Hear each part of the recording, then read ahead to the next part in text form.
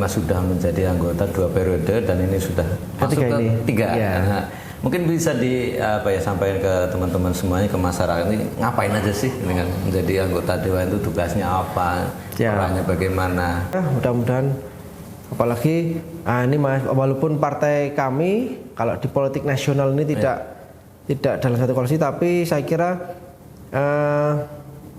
oposisi ini kan terus bukan melawan sebenarnya Mas. Iya. Bukan melawan ya. Ini yang emang oposisi. Bukannya bukan kan masyarakat kan memandangnya. Iya, masyarakat awam ya Mas. Kalau orang politik kan beda lagi. Awam itu kan ketika nggak bareng mesti kan dianggap nggak mendukung. Iya. Loh, justru Mas, yang nggak bareng ini kadang-kadang yang paling mendukung. Gitu. Tapi ada nggak di suatu momentum kemudian gontok-gontokan? Kasaran lagi gelut adu argumen atau apalah gitu. Nah, ini yang juga saya sampaikan perlu nih di podcast ini ya Mas.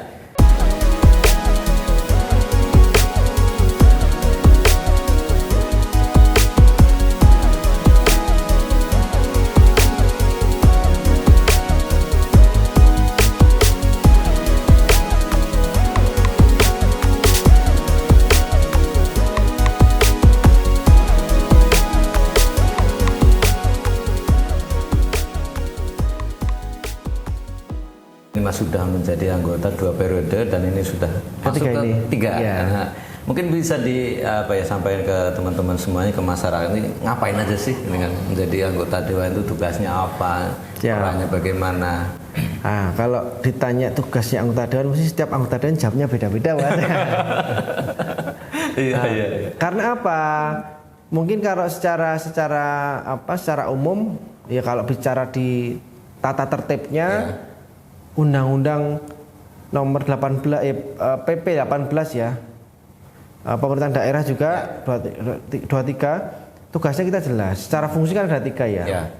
Secara ketentuan dan fungsi ada 3, budgeting, legislasi maupun monitoring. Nah, ini kan prakteknya ini yang pasti beragam. Budgeting ini apakah hanya membahas anggaran? Tentunya salah satunya ya politik anggaran. Yang kedua juga mengawasi tadi yang poin mengawasi ini yang menurut saya juga yang prakteknya aktivitasnya banyak sekali Mas. Melalui rapat, kita melalui sidak, kita melalui reses, kita melalui setiap hari kita kan bisa mengawasi ya, karena aktivitas kita di Kota Magelang, kita masyarakat, kadang-kadang kita mungkin di luar aktivitas kantor, waktu ketemu masyarakat juga banyak yang mengadu. Ini banyak. Kemudian yang fungsi legislasinya ini ya tentunya ketika ada perintah undang-undang yang memang harus dikuatkan dengan kebijakan daerah, kita kerjakan. Yang sifatnya lain ya ketika memang ada hal-hal yang kita rasa pemerintah daerah maupun kami ini memerlukan penguatan aturan karena kebutuhan lokal ya kita kerjakan. Banyak yang memang tidak semata-mata perintah undang-undang terus kita kuatkan, tapi juga memang yang muncul dari kebutuhan lokal kita kebijakannya banyak. Misalkan yang dengan perwali, ketika Pak Wali ini juga memang harus segera, kemudian yang harus dibahas bersama dengan perda, kemudian yang lain-lain Mas. Jadi terus hari-harinya ngapain kan gitu Mas. Itu kan fungsi secara aturan kan itu ya. Terus prakteknya beberapa cerita. Hari-hari ya ngantor.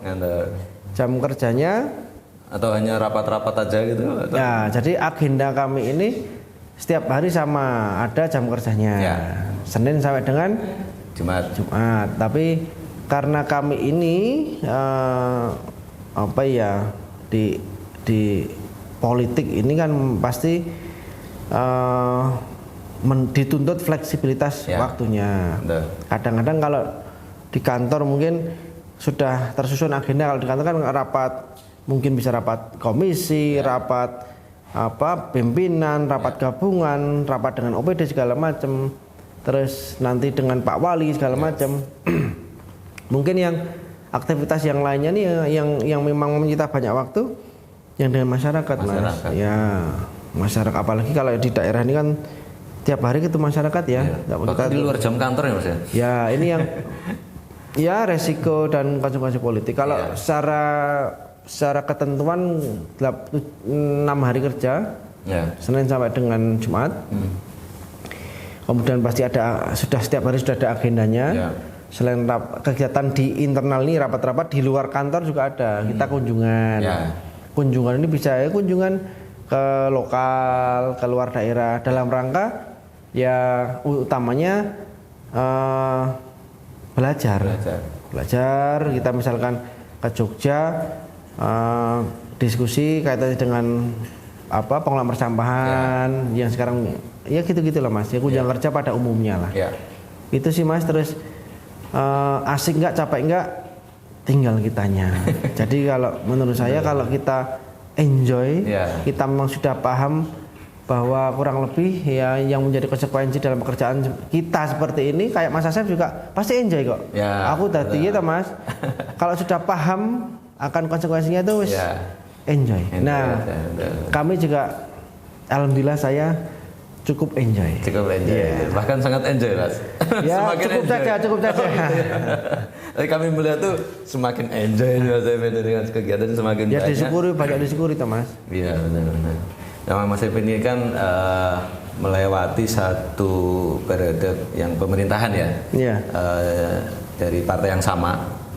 Di zamannya Pak Sigit ya, partai yang sama 2014 sampai 2019. Pak Sigit 2010 Mas. Pak Sigit dari Mas Epin. Iya, saya ikutnya di tengah-tengah Mas. Di tengah-tengah. Kemudian periode kedua ini beda partai. Iya. Nah, insya Allah ke depan ini sama partai lagi. Ini sama lagi tuh Mas. Insya Allah belum dilantik. Ya, kan belum dilantik makanya insya Allah kan. Nah, merasakan ada hal yang berbeda Mas, terutama di dua periode kepemimpinan di pemerintahan khususnya yang eksekutif ya, itu ada dinamikanya. Pertanyaan Mas Asep ini saya balik tanya, ini mau jawaban politis atau mau jawaban jujur kan? Kalau jujur, politik jujur. Ya politik jujur ya, dua-duanya. Secara keadaan normalnya sih. Ketika sudah jadi kepala daerah siapapun, baik kemarin diusung siapapun, ya harus bermitra dengan kami, ya situasinya pasti harus saling support. Ya.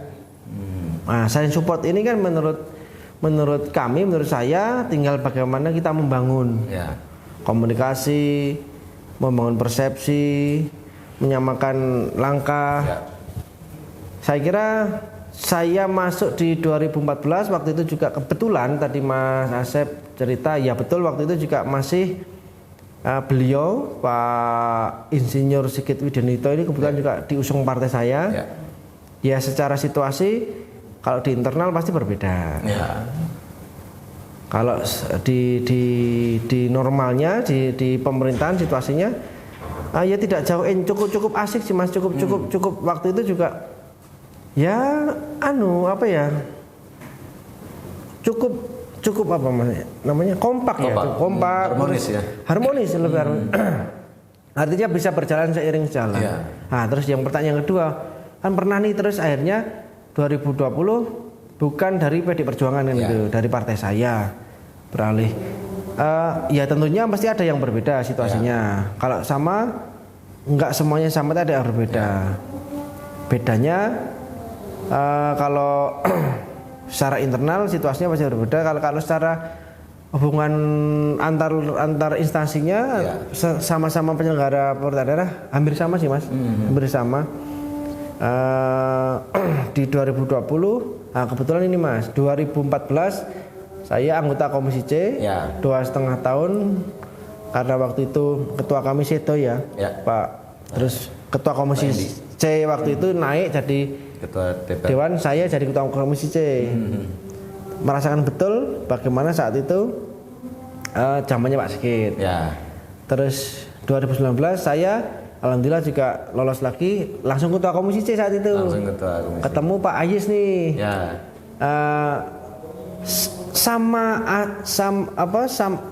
Sama asiknya tapi beda situasi. Iya, beda rasanya betul.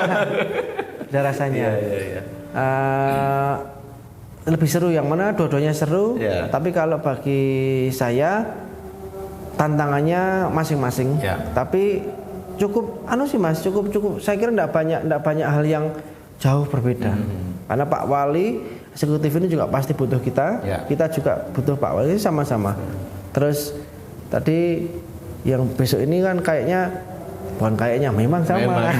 Tinggal dilantik. Nah, kembali lagi Mas, bagaimana situasinya nanti, bagaimana nanti jadi harmoni enggak tergantung kita sendiri. Kami di DPRD maupun nanti wali kota terpilih di yang memimpin eksekutif. Dan saya yakin betul wali kota yang terpilih saat ini yang nunggu dilantik,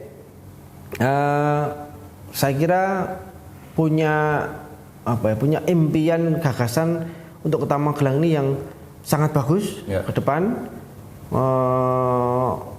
Banyak sekali hal-hal yang juga disampaikan yang menjadi harapan kita semuanya, penguatan SDM segala macam. Kemudian yang tidak kalah penting juga apa yang sudah ditinggalkan oleh wali kota yang saat ini Pak Is ini juga yang bagus-bagus banyak Mas. Tinggal diteruskan saja. Sehingga harapan saya sih kalau boleh kami menyampaikan, yang utamanya yang menjadi harapan kami kondusivitas situasi politiknya. Jadi hubungan antar institusinya antar ininya harus kompak saja, karena itu nanti mempengaruhi perjalanan pemerintahan ke depan. Tapi saya kira oke lah. Nah, secara permukaan ya Mas, kami melihat itu fine-fine aja kan hubungannya antara legislatif dan eksekutif terutama. Tapi ada nggak di suatu momentum kemudian gontok-gontokan? Kasaran lagi gelut adu argumen atau apalah gitu. Nah, ini yang juga saya sampaikan perlu nih di podcast ini ya Mas. Waktu saya dengan Pak Sigit maupun yang kedua kan sempat nih 1 tahun dengan Pak Sigit. Jangan dikira loh Mas, walaupun Pak Sigit ini diusung partai saya, tapi kami nggak mengkritik. Kami tidak mengkoreksi kebijakannya, koreksi juga. Tetap koreksi. Iya, waktu itu saya sendiri saya sangat betul. Saya waktu di Komisi C mengkoreksi, mengevaluasi beberapa program-program kegiatan yang disampaikan oleh pemerintahan saat itu. Saya sampaikan, tentunya juga koreksi kami juga dengan alasan pertimbangannya yang kuat, secara lapangan seperti apa, terus secara kemampuan keuangannya seperti apa, banyak hal, intinya faktornya banyak kami sampaikan. Terus yang kedua, waktu Pak Ayes walaupun beda, ada yang saya dukung, banyak malah. Artinya nggak bisa Mas, terus ketika kita politik itu nggak boleh kaku berarti nggak boleh kaku, jadi tidak ada sentimen ketika sudah kita saatnya bekerja untuk masyarakat dengan tugas masing-masing, bagaimana perbedaan ini harus konsensi, harus komunikasi. Waktu itu juga banyak hal yang kami dukung, karena programnya juga bagus-bagus. Pak Ayes ini ada yang pertama pemberdayaan yang membuka keran ke masyarakat, terus segala macam yang kami dukung. Yang dikoreksi banyak juga, jadi berimbang. Terus saya kira memang itu yang menjadi harmoni Mas. Nggak bisa kalau kita tanpa mengoreksi enggak. Karena itu memang fungsinya tadi, ada monitoring tadi. Dan itu dijelaskan betul meskipun satu partai. Tapi gini Mas, kadang-kadang ini kadang-kadang Dewan itu kalau marah-marah koreksi mesti mungkin ada sentimen-sentimen itu. Gitu. Saya kira enggak Mas, enggak. Teman-teman ini di DPRD dari semua fraksi ketika ada yang mengkritisi segala macam, semua pasti punya dasar argumentasi yang menurut saya bisa dipertanggungjawabkan tidak hanya sentimental pribadi segala macam, tapi pasti dipertanggungjawabkan. Walaupun kami ini secara ketentuan dikuatkan dengan hak imunitas. Apa itu Mas? Hak imunitas artinya dalam forum-forum yang sifatnya formal di pemerintahan untuk menyatakan pendapat kami bebas kan gitu. Dilindungi bukan bebas dilindungi. Terkait dengan materi pendapatnya ini kan saya kira pasti ada, semua punya dasar yang kuat, sehingga menurut saya juga saya kembalikan lagi ke eksekutif. DPRD kalau kenceng keras ngeritik ini juga menjadi bagian yang harus ditangkap sebagai kritik membangun. Artinya tidak bisa masyarakat pemerintahan ini hanya satu perspektif saja eksekutif, tapi harus dari perspektif yang lain. Perspektifnya harus dari salah satunya DPRD yang politik praktisnya di situ gitu loh. Walaupun juga sebenarnya Pak Wali, Pak Bupati ini nggak produk politik, tapi kalau ASN kan SOP-nya lebih jelas ya. Tapi ya ini sudut pandang saja. Saya kira itu harmoni, Mas. Ya, siap. Terima kasih Mas Sevin. Nah, kok nggak tanya yang besok gimana? Nah itu yang mau saya tanyakan. Kira-kira Mas 5 tahun ke depan, mungkin programnya Mas Sevin sendiri, kemudian menjaga harmonitas dengan eksekutif, apalagi di satu partai ya, yang jadi nanti insya Allah akan dilantik. Kira-kira gambarnya seperti apa? Ya tentunya dengan wali kota yang terpilih saat ini, Mas Damar yang kebetulan juga kader kami, ini yang menjadi kewajiban adalah kesamaan semangat dalam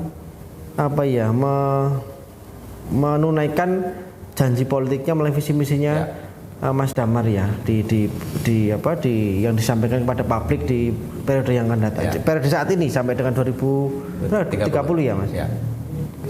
Ini yang juga mengandung banyak tugas.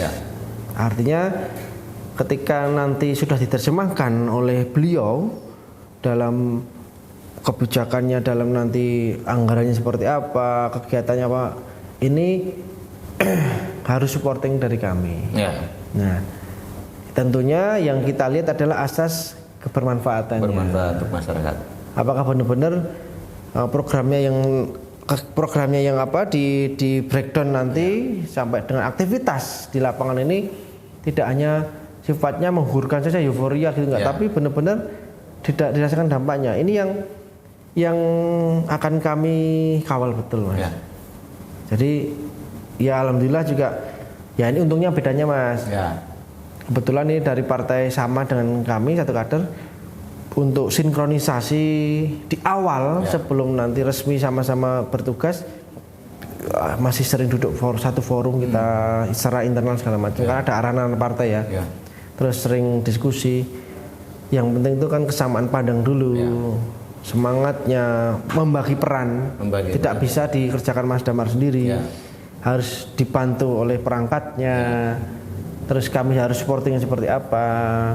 Ini yang saya kira Mas Damar dengan Pak Sriharsa juga sudah paham betul situasi politik, karena waktu berapa bulan ini kan memang sudah ada transisinya ya, sudah sinkronisasi di awal. Mas Damar juga sudah punya potret gambaran utuh Kota Magelang. Karena beliau juga salah satu pelaku pembangunan ya, karena dari profesinya. Terus Pak Srin juga birokrat lama di kesehatan. Terus dan masih sama-sama muda. Ya, artinya menurut saya beliau berdua ini tahulah nanti Magelang itu melanjutkannya harus seperti apa sudah tahu. Di tahapan sampai nanti 2045 ya kita ngikutin pemerintah pusat. Khususnya di Kota Magelang paling enggak 5 tahun ke depan, 10 tahun ke depan ini saya yakin beliau berdua insya Allah meletakkan dasar-dasar kebijakannya nanti ya mudah-mudahan dirasakan masyarakat. Ya betul, sudah disiapkan betul dan dari sisi DPRD sendiri tidak akan kemudian ngelus-ngelus terus ya Mas ya. Tetap Mas, ini kalau kritik boleh. Enggak ya Mas ya. Iya nih. Ada. Ya, meskipun dalam satu partai sesama kader, tetapi juga tetap tadi fungsi monitoringnya akan tetap jalan. Kalau itu di luar track akan disemprit ya Mas ya. Iya no Mas, artinya sama. Kami ini semuanya saja nanti juga Mas eksekutif ini kan tugas otonom Mas. Di bawah Mendagri, nggak bisa sembarangan juga lari-lari nanti di daerah harus, apalagi sekarang Pak Presiden juga tegas nih, artinya bukan tegas karena beliau ini dulu tentara enggak, tapi kebijakannya kencang, jelas efisiensi anggaran untuk industri segala macam ya. Daerah jangan lari-lari, kita ikutin aja, rapih lah, diminta rapi sama Pak Presiden. Terus masuk juga nanti secara kepartian pasti juga ada hal yang selalu diingatkan lah, bicara kepentingan partainya yang untuk diperjuangkan seperti apa ya, mudah-mudahan. Apalagi ini Mas, walaupun partai kami kalau di politik nasional ini tidak tidak dalam satu koalisi, tapi saya kira oposisi ini kan terus bukan melawan sebenarnya Mas. Iya. Bukan melawan ya. Ini yang emang oposisi. Bukannya bukan kan masyarakat kan memandang. Iya, masyarakat awam ya Mas. Kalau orang politik kan beda lagi. Awam itu kan ketika nggak bareng mesti kan dianggap nggak mendukung. Iya. Loh, justru Mas, yang nggak bareng nih kadang-kadang yang paling mendukung. Gitu. Loh iya loh. Ya. Bisa jadi, kita nggak tahu. Artinya betul. Ya politik pemerintahan, politik. Ya saya kira kalau semua untuk kebaikan pasti dilakukan. Diingatkan, harus didukung. Iya. Nah, itu menariknya teman-teman. Dikatakan di pusat berbeda ya. Tapi di daerah nih merangkulan. Faktanya kemarin kan Mas saya lihat di presiden, di politik nasionalnya, terus di daerahnya kan semua daerah beda-beda. Nah, artinya apa? Politik daerah ini juga situasinya berbeda-beda karena memang faktor-faktornya lain. Faktor yang lain bisa figur, politik geopolitik daerahnya gitu loh. Terus lain-lain lah, terus ya kalau Magelang sih Kedu Raya kita dari dulu kompak sih Mas kalau Kedu Raya ya. Ya memang harus gitu, Tidak harus sama ya kan? Iya Mas. Pusat ataupun provinsi ya, karena sudah daerah punya sendiri. Pengennya kan kita ya harus langkah-langkahnya ke depan tuh kan harus bahasa Pak Presiden kan harus jelas lompat-lompatannya, jangan jalannya cuman pelan-pelan aja, nggak bisa ketinggalan Mas. Iya. Jadi terima kasih Mas Epin, ini luar biasa pengalamannya, nggak terasa Mas dalam 1 jam. Iya Mas. Udah ada nih. Kurang ya? Berarti harus ada sesi berikutnya. Boleh. Nanti kalau sesi selanjutnya mungkin bahas Mas pasti kan temanya lain sudah nanti dengan teman-teman eksekutif diajak lah. Nah, coba itu diskusi sudah punya pandangannya coba nanti kan berbeda nih bicara nanti pelaksanaan program kegiatannya versi mereka dan versi kamu. Apa pandangan kamu gitu. Ya, nanti kita agendakan lagi Mas. Siap. Ini saya juga akan mengagendakan dengan wali kota nanti yang setelah dilantik. Kemarin sudah kan pada saat masa kampanye sudah. Setelah nanti sudah dilantik mungkin ya kita ngikuti waktunya beliau lah, nanti kita duduk bareng, atau mungkin juga saya gantian diundang ke Dewan ini. Boleh. Kan punya tuh programnya sama ya. Ya ini tapi nanti baru kita siapkan. Nah ini juga tadi saya kemarin ketika Mas Asep buat kesan saya senang karena sekarang ya ini salah satu cara yang paling efektif untuk kita memberikan edukasi salah satunya ya dengan era sekarang ini era digital. Betul, seperti ini masyarakat bisa akses kapanpun. Gitu Mas. Tidak terbatas waktu dan tempat. Kalau dulu kan harus sosialisasi ke RT segala macam. Nah ini yang ya mudah-mudahan isi kontennya ini bermanfaat. Sekali lagi matur nuwun, terima kasih Mas Asep dengan seluruh keluarga besar Suara Merdeka. Saya harapkan betul ya kegiatan seperti ini menjadi menjadi habit kita lah, habit kita bahwa diskusi, sharing kaitannya dengan apa yang kita kerjakan ini perlu kita bagikan. Kita bagikan ke masyarakat ya, paling enggak bukan terus untuk apa-apa, barangkali masyarakat juga jadi tahu gitu. Kalau mungkin selama ini merasa ngapain sih kurang ngerti kerjane ngopo to kedo pegawai negeri kerjane opo kan gitu Mas. Dengan seperti ini kan mungkin ya nanti dari 1-2 yang mendengarkan, melihat, nanti bisa cerita ke yang lain. Nah, ini yang malah nih saya pengennya tuh semua anggota dewan nanti duduk di sini, Mas. Nah, itu setuju nggak? Sudah dimulai dari saya. Betul, dari top mainnya tuh, top leadernya tuh. Jadi nanti suatu saat teman-teman anggota dewan yang lain pun kita harap pasti beda-beda Mas ya, karena pengalamannya beda-beda. Betul.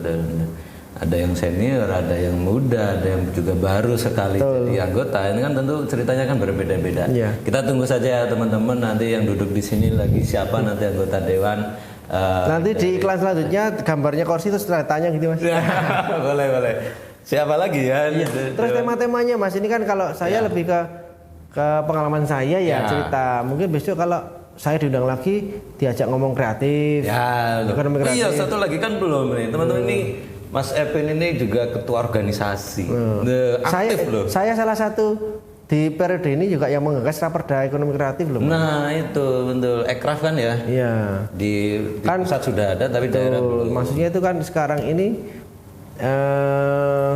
kita tidak bisa tidak meninggalkan pergerakan ekonomi kan sekarang beragam ya.